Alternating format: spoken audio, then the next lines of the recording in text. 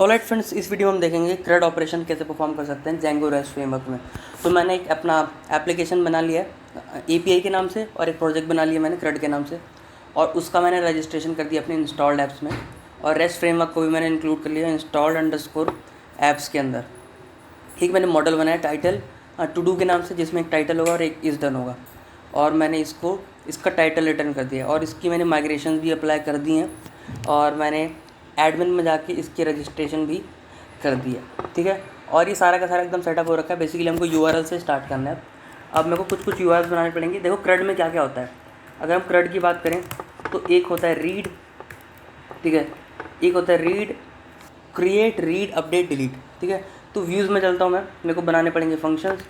तो मैं लिखता हूँ डेफ रीड व्यू, एक व्यू रीड करने के लिए, ठीक है। एक होगा अपडेट कर क्रिएट करने के लिए, क्रिएट व्यू, ठीक है।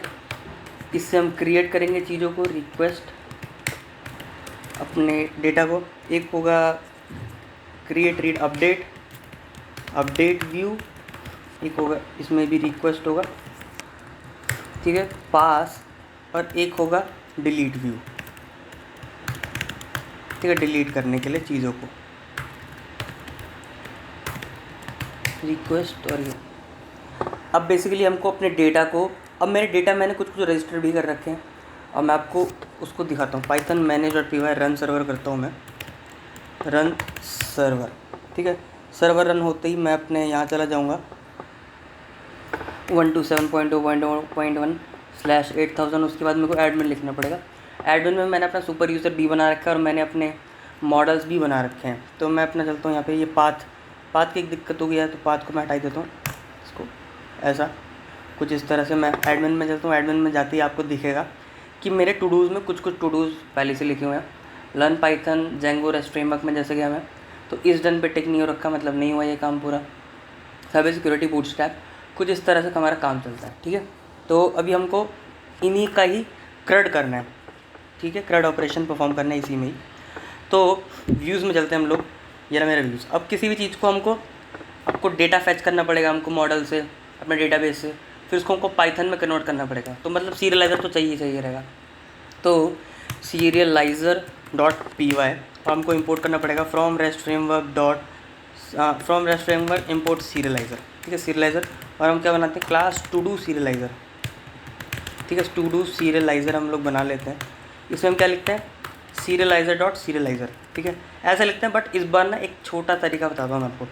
serializer.model serializer लिखो आप, ठीक है, और इसके अंदर आप एक क्लास बनाओ, क्लास मेटा, एम बड़ा इसका होना चाहिए, मेटा क्लास। और इसमें आप इन्फॉर्मेशन दे दो कि आप किसको सीरियलाइज करना चाहते हो, कौन से मॉडल को। तो मैं बोलता हूँ वो उस मॉडल का नाम होगा टू डू, ठीक है। तो बोलेगा टू डू क्या होता है, उसको इंपोर्ट करके बताओ। तो from dot models import to do, ठीक है। तो मेटा इन्फॉर्मेशन डाल रहा हूँ मैं इसमें, मतलब मैं इन्फॉर्मेशन डाल रहा हूँ कि आपको किसको सीरियलाइज करना है। तो एक मॉडल होगा टू डू।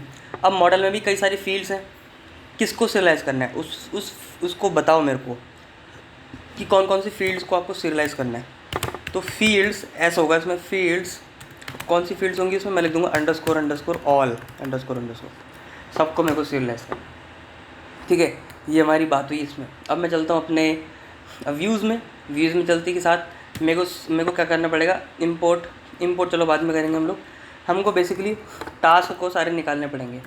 तो मैं बोलता हूँ जितने भी मेरे टू डूज़ हैं उसको मैं कैसे निकालूंगा, to do dot objects dot all.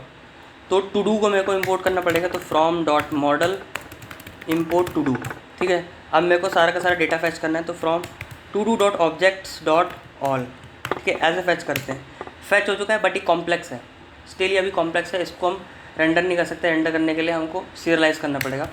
तो from dot serializer import to do serializer, ठीक है। टू डू सीरियलाइज़र की वजह से हम इसको पाइथन में कन्वर्ट करेंगे, पाइथन टाइप में। तो टू डू सीरियलाइज़र, और इसमें हम क्या पास कर देंगे, टू डूज़ को, जितने जो भी हमने कॉम्प्लेक्स से निकाला। और मैनी इक्वल टू ट्रू क्यों करना पड़ेगा, क्योंकि बहुत सारे आ रहे होंगे, ठीक है।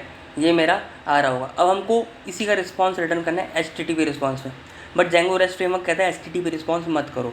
वो कहता है मैं आपको ना एक रिस्पॉन्स देता हूँ अपनी तरफ से, आप उसको रिटर्न करो। तो वो रिस्पॉन्स हम यहाँ से ले लेते हैं। ट्यूटोरियल्स में जाएंगे, रिक्वेस्ट एंड रिस्पॉन्स में जाएंगे, और हम लोग कहाँ पे जाएंगे, एक रिस्पॉन्स नाम का एक चीज़ होती है, from rest framework import response. ये जेंगो रेस्ट फ्रेमवर्क का रिस्पॉन्स है। ये ना तो HTTP रिस्पॉन्स है ना जेसन रेंडर है, ये इसका खुद का ही है, ठीक है। तो from rest framework dot response import response. अभी यही वाला रिस्पॉन्स आपको रिटर्न करना है, रिटर्न रिस्पॉन्स और एस का डेटा, ठीक है। एस का डेटा आप रिस्पॉन्स में रिटर्न कर दीजिए, ठीक है। यहाँ तक हमारा एकदम क्लियर है, बहुत एकदम सिंपल है, इसमें कुछ नहीं है। बट इसमें एक दिक्कत है, छोटी सी दिक्कत। आप लोग सोच रहे होंगे क्या, दिक्कत भी नहीं है, वो बोलता है कि आपको ना रीड का मेरे को बताना पड़ेगा कि गेट रिक्वेस्ट से होगा कि पोस्ट रिक्वेस्ट से होगा, ठीक है। तो ये तो गेट रिक्वेस्ट से होगा, हमको पता ही है। तो इसको ना एज अ डेकोरेटर हमको बताना पड़ेगा ताकि इसकी फंक्शनैलिटी बढ़ जाए। तो इसको एज अ डेकोरेटर हमको बताना पड़ेगा। तो एक ये चीज़ लिखी हुई है ना, from rest framework dot decorators import API view, ठीक है। आपको इसको इम्पोर्ट मारना पड़ेगा क्योंकि आपको बताना पड़ेगा कि भाई कौन सी रिक्वेस्ट आ रही है यहाँ पे। तो गेट रिक्वेस्ट आएगी यहाँ पे, तो मैं बोलूँगा API व्यू का, API व्यू मैंने इंपोर्ट किया ना, API व्यू का ये लगाएंगे इसमें और एक लिस्ट पास कर देंगे। कौन सी रिक्वेस्ट, गेट रिक्वेस्ट। फिर लिस्ट पास कर देंगे, कौन सी रिक्वेस्ट, गेट रिक्वेस्ट। थोड़ा सा अटपटा सा लग सकता है आपको ये सारी चीज़ें, बट यही होता है, ठीक है। इससे ज़्यादा कुछ नहीं होता, आप सब रिपीट चीज़ होंगी। तो हमने सीरियलाइज़र बनाने का नया तरीका देखा कि to do serializer dot model serializer, this is not serializer. और हमने सीधा इन्फॉर्मेशन दे दी, मेटा इन्फॉर्मेशन, कि कौन से मॉडल को सीरियलाइज़ करना है ये वाला, और कौन सी फील्ड्स होंगी इसमें, सारी की सारी फील्ड्स होंगी इसमें, ठीक है। और मॉडल हमने बना लिया था, हमने सिंपल सीरियलाइज़र हमने बना लिया। व्यूज़ में गए हम लोग, व्यूज़ में हमने नई नई चीज़ सीखी ये कि हमको HTTP रिस्पॉन्स ना रिटर्न करके हमको जेंगो का रिस्पॉन्स रिटर्न करना है, ठीक है। जेंगो रेस्ट फ्रेमवर्क का खुद का रिस्पॉन्स है ये, ओके। और हमको बताना पड़ता है कि अपने रेस्ट फ्रेमवर्क में ही ये थोड़ी बात होती है, सिर्फ रेस्ट फ्रेमवर्क में होता है ऐसा कि आपको बताना पड़ता है कि गेट रिक्वेस्ट से आ रही चीज़ें कि पोस्ट रिक्वेस्ट से आ रही है। तो बताने के लिए from rest framework dot decorators import API views, ठीक है। आपने बता दिया मेरे को। अब URLs में जाएंगे, चीज़ें बनाएंगे हम लोग। तो मैं कहता हूँ अगर पाथ आपका रीड है, ठीक है, अगर आप किसी चीज़ को रीड कर रहे हैं तो व्यूज़ के रीड को कॉल कर लीजिए, ठीक है, रीड को। अब व्यूज़ भी इंपोर्ट करना पड़ेगा, तो फ्रॉम डॉट इम्पोर्ट व्यूज़, ठीक है। तो व्यूज़ के रीड व्यू को आप कॉल कर दीजिए अगर रीड आपने एंड पॉइंट डाला। इससे आपका सारा का सारा डेटा फैच होकर दिखना चाहिए, क्योंकि मैंने व्यूज़ में गया हूँ मैं। अगर रीड कॉल हुआ तो सारा डेटा फैच हुआ, सीरियलाइज हुआ और रिस्पॉन्स के तौर पे दिखना चाहिए। तो मैं चलता हूँ अपने यहाँ पे, मैं API पे जाता हूँ, API स्लैश, और मैं लिखता हूँ रीड पे जैसे मैं एंटर मारता हूँ, ये देखो जेंगो रेस्ट फ्रेमवर्क का खुद का रिस्पॉन्स है ये, और ये रीड व्यू है ये, और ये गेट रिक्वेस्ट से हो रहा है।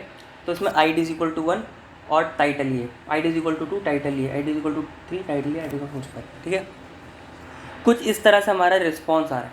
अब इसका रिस्पॉन्स आप यहाँ पे चेंज कर सकते हैं, ये रिस्पॉन्स है, यहाँ पे जेसन लिखिए, तो ये देखो जेसन के तौर पे भी आपका आ रहा है, ठीक है। ये जो फ्रंट एंड आपको दिख रही है ये आपको जेंगो प्रोवाइड करता है, बट ये आपको कब प्रोवाइड करेगा, आपको ये वाली बात याद रखनी है। ये आपको फ्रंट एंड तभी मिलेगा जब आप एज अ रिस्पॉन्स रिटर्न करेंगे, ठीक है। अगर आपने as a HTTP response return कर दिया तो करके देखते हैं क्या होता है, ठीक है। From Django dot HTTP import HTTP response, ठीक है। एक बार हम लोग उसको करके देखते हैं, वैसे मेरे हिसाब से नहीं होगा, ठीक है, HTTP रिस्पॉन्स। और मैंने इसको गया, मैं यहाँ पे मैं रीड पे गया, तो ये देखो HTTP रिस्पॉन्स से आ तो रहा है, बट कुछ मेरे को उसमें मज़ा नहीं आ रहा। अब इसी को हम एज अ HTML में भेजते थे, ठीक है, डेटा पास करके। बट मेरे हिसाब से आप लोग HTTP रिस्पॉन्स का यूज़ ना करें, ठीक है, रिस्पॉन्स का यूज़ करें। अब आपको पता चल गया होगा रिस्पॉन्स का यूज़ करने का फ़ायदा क्या है, ठीक है। एक बहुत ही अच्छा फ्रंट एंड हमको यहाँ पे मिल जाता है और सारा डेटा हमको यहाँ पे शो हो जाता है। उसी के साथ साथ आपको एक बात और याद रखनी है कि आपको स्पेसिफाई करना पड़ता है कि गेट रिक्वेस्ट लोगे कि पोस्ट रिक्वेस्ट लोगे, वो डेकोरेटर की मदद से होता है, ठीक है। डेकोरेटर क्या होता है by the way, decorator basically एक फंक्शन की फंक्शनैलिटी को बढ़ाने के लिए ये होता है। मतलब कि वो कह रहा है कि रीड व्यू जो फंक्शन है इसकी फंक्शनैलिटी बढ़ जाएगी इस फंक्शन की वजह से, ठीक है। और ये फंक्शन ना पहले से कहीं ना कहीं लिखा होगा, ये देखो लिखा हुआ है ना। इस फंक्शन को कहीं ना कहीं बना रखा है, इसके बारे में हमको देखने की ज़रूरत ही नहीं है। हमको बस अपना ये ध्यान रखना है कि आपको बताना पड़ेगा कि गेट रिक्वेस्ट है कि पोस्ट रिक्वेस्ट है, ठीक है। तो ये हमारा हो गया रीड व्यू। अब आपको किसी एक पर्टिकुलर को भी तो रीड करना हो सकता है। ये भी हो सकता है कि आप सिर्फ ID 2 को रीड करें या ID 3 को रीड करें, ये हो सकता है, बिल्कुल हो सकता है। तो मैं बोलूँगा रीड व्यू पर्टिकुलर, ठीक है। किसी एक पर्टिकुलर को रीड करना है तो आप क्या लेंगे, रिक्वेस्ट लेंगे और आप उसकी ID भी ले लेंगे, ठीक है, ID ले लेंगे।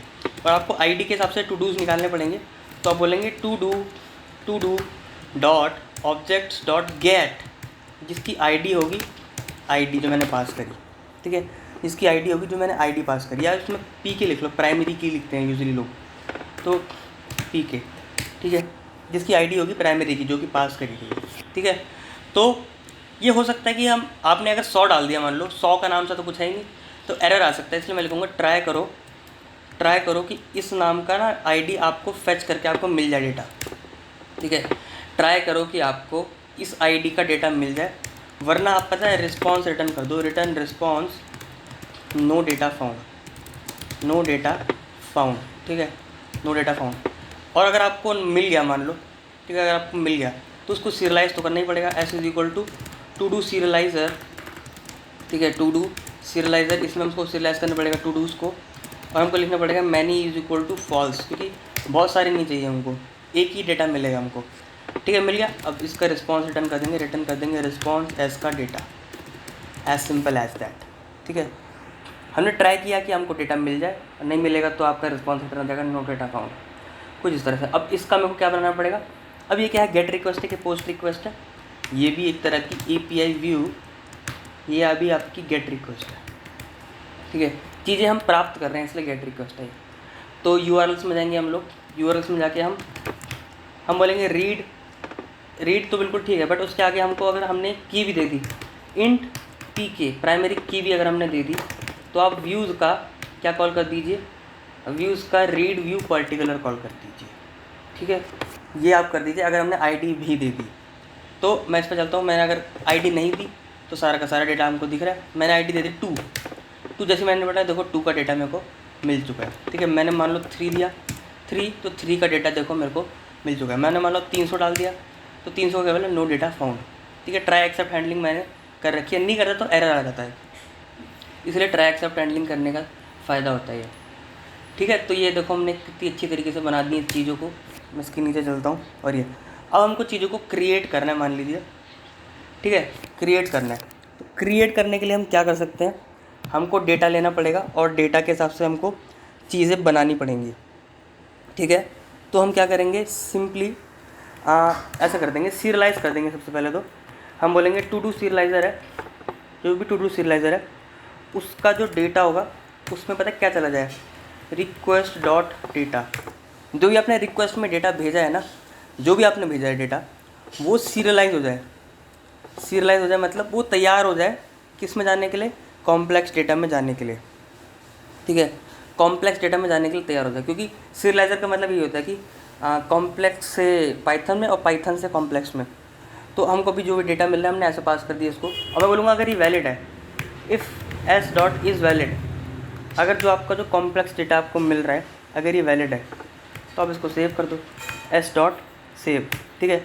सेव करने के बाद आप क्या बता दो इसमें, आप रिटर्न कर दो रिस्पॉन्स, जो भी आपने सेव किया है ना वही रिस्पॉन्स में रिटर्न कर दो आप। और ये क्या लेगा, पोस्ट रिक्वेस्ट लेगा, क्योंकि हमको चीज़ें चाहिए नहीं, हम चीज़ें भेज रहे हैं। तो API व्यू यहाँ पे मैं लिखूँगा आप पोस्ट, ठीक है, इसका मेथड होगा पोस्ट, क्रिएट कर रहा हूँ मैं चीज़ों को, ठीक है। तो ये क्रिएट की बात हुई, जो मैं चलता हूँ अपने URLs में, मैं क्रिएट का भी बना लेता हूँ। तो मैं बोलता हूँ पाथ, अगर आपका क्रिएट हुआ, ठीक है, तो आप व्यूज़ के क्रिएट व्यू को कॉल कर देना, ठीक है। तो मैं मान लो इसी को भी कर लेता हूँ कॉपी पूरा, और मैं चलता हूँ रीड को छोड़ के मैं क्रिएट पे चलता हूँ। क्रिएट पे जैसे ही मैं जाता हूँ तो देखो कंटेंट बोल रहा है, आप कंटेंट भेजो। तो मैं इसकी आईडी अगर मैं छोड़ देता हूँ, ठीक है, आईडी मैं हटा देता हूँ। टाइटल में मैं लिखता हूँ कि डू जिम एट 6, ठीक है, और मैं इसको पोस्ट कर देता हूँ। अगर तो मैंने पोस्ट किया तो देखो इसकी आईडी अपने आप आ चुकी है, और इसका टाइटल आ चुका है, और इसका रिटर्न, ठीक है। चीज़ें क्रिएट हो चुकी हैं, चीज़ें सही में क्रिएट हो चुकी हैं। और मैं आपको रीड करके दिखाऊँ, चीज़ों को रीड किया मैंने, तो देखो डू जिम एट 6 वाली चीज़ है, उसकी आईडी 5 भी आ चुकी है, और वो हो चुका है हमारा क्रिएट। क्योंकि एक आईडी क्या होती है, आईडी एक अपने आप ऐड हुई हुई चीज़ होती है, तो उसका हमको ध्यान में रखने की ज़रूरत नहीं है आईडी को, ठीक है। तो क्रिएट हमने कैसे किया, हमने क्रिएट फंक्शन बनाया, हमने बेसिकली सीरियलाइज़ कर लिया, और डेटा में हमने क्या पास कर दिया, जो भी डेटा आ रहा है, अगर ये वैलिड है तो सेव कर दिया, सिंपल, बहुत ही सिंपल है। अब हमको क्या करना है, चीज़ों को अपडेट करना है, ठीक है। अपडेट वाली चीज़ों को हमको करना है अभी, तो किसी एक पर्टिकुलर चीज़ को अपडेट करना पड़ेगा, तो उसकी प्राइमरी की मैंने ले ली, ठीक है। अब जो भी आपको अपडेट करना है, मैंने क्या किया, उसको फैच कर लिया। मैंने बोला to dos is equal to, या टास्क ले लेता हूँ मैं, एक काम करता हूँ, task is equal to do dot object, to do dot object, अरे यार क्या हो रहा है, to dot object dot get, और जिसकी आईडी क्या होगी, पी की। ठीक है, हम इसको भी ट्राई ही करेंगे, क्योंकि हो सकता है कि आपने गलत आईडी दे दी हो, जो हमको डेटा ही नहीं मिले। तो आप ट्राई करो कि मिल जाए, और नहीं मिलता अगर, तो आप रिटर्न रिस्पॉन्स कर दो कि no data found, no data found. ठीक है, अगर आपको मिल चुका है तो बहुत ही बढ़िया बात है, हमको उसको सीरियलाइज़ करना पड़ेगा, क्योंकि हम एज आ जेसन दे रहे हैं, मतलब एज हम अभी तो हमने कॉम्प्लेक्स डेटा को निकाला ही है, अभी हमको उसको सीरियलाइज़र में डालना पड़ेगा। तो टू डू सीरियलाइज़र, और हमको पता है एक चीज़ पास करनी पड़ती है, फिर इंस्टेंस।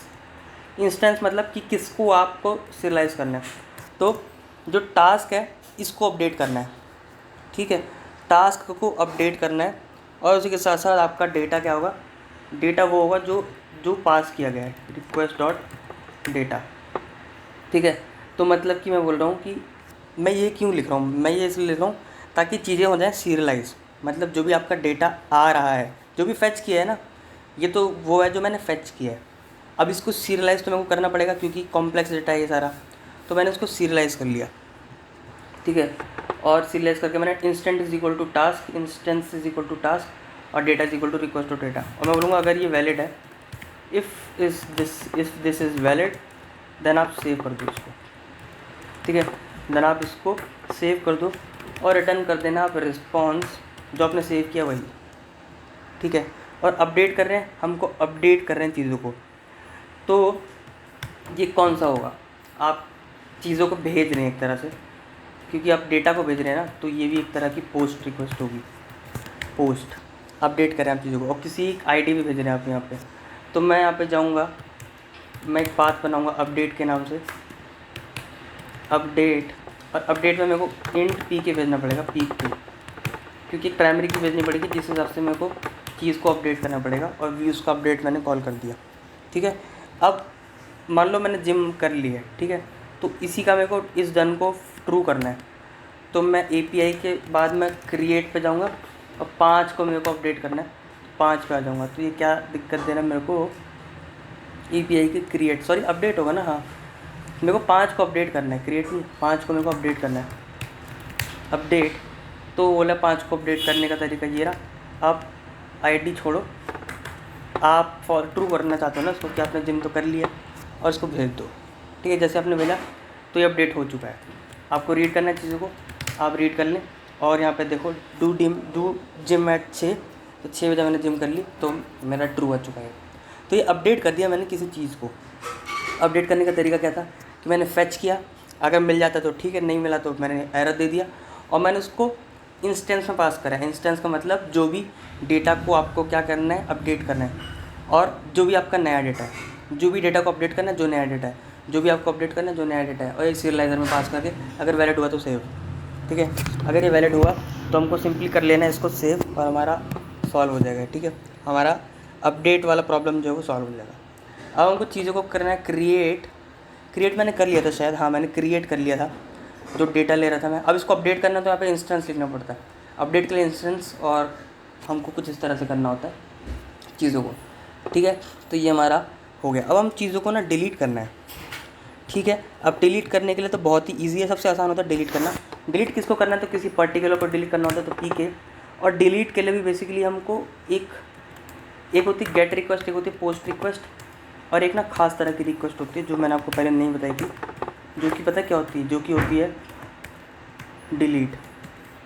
ठीक है, डिलीट रिक्वेस्ट। अब आपको किसी पर्टिकुलर आईडी को डिलीट करना, तो आप टास्क निकाल लीजिए, to do dot object dot get, जिसकी आईडी क्या होगी, पी के होगी। आपने उस टू डू को निकाल लिया। ठीक है, अब जब निकाले तो उसको डिलीट कर दो। ठीक है, टास्क डॉट डिलीट नाम का एक फंक्शन होता है, उसको कॉल कर दो, और सिंपली रिटर्न कर दो रिस्पॉन्स कि आइटम डिलीटेड। ठीक है, आइटम डिलीटेड, ये क्या कर दिया मैंने, हाँ आइटम डिलीटेड। तो इस तरह से हमारा बन चुका है। अब मैं चलता हूँ यहाँ पे स्लैश डिलीट, सॉरी मेरे को डिलीट एंड पॉइंट भी बनाना पड़ेगा। तो अपडेट हो गया, अब मैं डिलीट पॉइंट बनाता हूँ, पाथ डिलीट और कौन सी की को डिलीट करनी है, पी के, ठीक है। और व्यूज़ गेट डिलीट व्यू को हम कॉल कर देंगे, सबको सेव करेंगे, API में जाएंगे, हम चलेंगे डिलीट की तरफ, डिलीट /5 में क्या डिलीट करना था हमको, बेसिकली जिम वाले को डिलीट करना था। डिलीट पर जाएंगे, डिलीट कर देंगे, delete, are you sure, yes, delete हो चुका है, ठीक है, आइटम डिलीटेड, जिम वाला डिलीट हो चुका है। अब हम रीड पे चलते हैं, रीड करेंगे तो जिम वाला देखो डिलीटेड है और बाकी सारी चीज़ें हमारी आ चुकी हैं। हम API की मदद से बेसिकली डेटाबेस से खेल रहे हैं, तो ये तरीका होता है हमारा चीज़ों को करने का, ठीक है। तो आई होप आपको समझ में आया कि मैंने आपको क्या बताया है। मैं एक बार फिर से आपको चीज़ों को रिकैप करवाता हूँ, ठीक है। मैंने एक ऐप बनाया था, इसका रजिस्ट्रेशन मैंने कर दी सिंपल। बेसिकली हमने नई चीज़ें सीखी कि सीरियलाइज़र बनाने का एक और तरीका होता है, टू डू सीरियलाइज़र, serializer.model serializer, और इसमें हमको मेटा इन्फॉर्मेशन को स्टोर करना पड़ता है, मेटा, और टू डू मॉडल कौन सा, टू डू, और fields is equal to all, ठीक है। ये सारी चीज़ आपको याद करने की ज़रूरत नहीं है, बट ये बहुत ही ज़्यादा यूज़ होती हैं, इसलिए मेरे को तो याद ही हो गई है ये काम करते करते, ठीक है।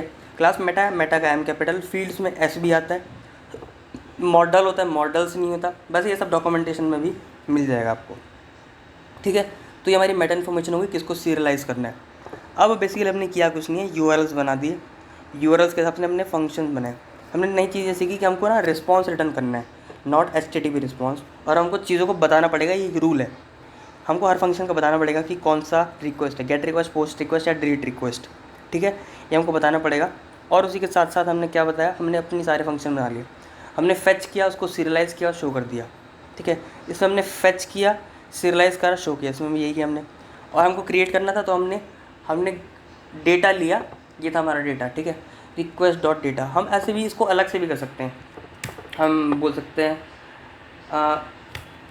Data input is equal to request dot data, ठीक है। यहाँ से हमको डेटा मिल जाएगा और हम ऐसे भी पास कर सकते हैं यहाँ पे डेटा इनपुट, मतलब जो भी इनपुट में आपको डेटा मिल रहा है हमने एक वेरिएबल में ले लिया और हमने उसको सीरियलाइज़ कर लिया, ताकि सीरियलाइज़ के बाद मैं सेव कर पाऊँ, ठीक है। और सेव कर, अगर वैलिड हुआ तो सेव कर दूँगा और रिस्पॉन्स में वही डेटा रिटर्न कर दूँगा। और इसमें भी मैंने अपडेट करने के लिए इंस्टेंस लगाते हैं, हमको पता ही है, हमने पहले फेच किया किसको अपडेट करना है, फिर हमने इंस्टेंस उसका पास कर दिया, data is equal to request data, अगर वैलिड है तो सेव कर दिया और रिस्पॉन्स वगैरह रिटर्न कर दिया। और डिलीट के लिए हमने क्या किया, डिलीट हमने डेकोरेटर में लगाया और किसको डिलीट करना है उसको फेच किया, डिलीट किया और आइटम डिलीटेड मैंने यहाँ पे एज अ रिस्पॉन्स रिटर्न कर दिया। तो आई होप आपको चीज़ें क्लियर होंगी। ये सारा कोड एक बार आपको खुद लिखना है, ठीक है। ये सारा का सारा कोड, ये API अपने आप की इम्पोर्ट हो गई है, इसको मैं हटा देता हूँ। ये सारा का सारा कोड आप एक बार खुद लिखें, HTTP रिस्पॉन्स की हमको ज़रूरत नहीं है, पर हम इसके साथ भी कर सकते हैं, HTTP रिस्पॉन्स के साथ भी कर सकते हैं, पर हमको रिस्पॉन्स करना होता है, रेंडर की भी ज़रूरत नहीं, तो रेंडर भी मैं हटा देता हूँ क्योंकि हम HTML को नहीं भेज रहे हैं, चलो जी मैंने इसको भी हटा दिया, ठीक है। हमको बात याद रखनी है कि सीरियलाइज़र हमको बनाने का तरीका एक और होता है, जो कि ये होता है। और व्यूज़ में मैंने ये देखा कि कैसे फैच करते हैं, फिर कैसे हम डेटा को भेजते हैं, ठीक है। तो ये सारी चीज़ें इस वीडियो में, तो इस वीडियो के लिए इतना ही, हम लोग मिलते हैं नेक्स्ट वीडियो में, तब तक के लिए बाय।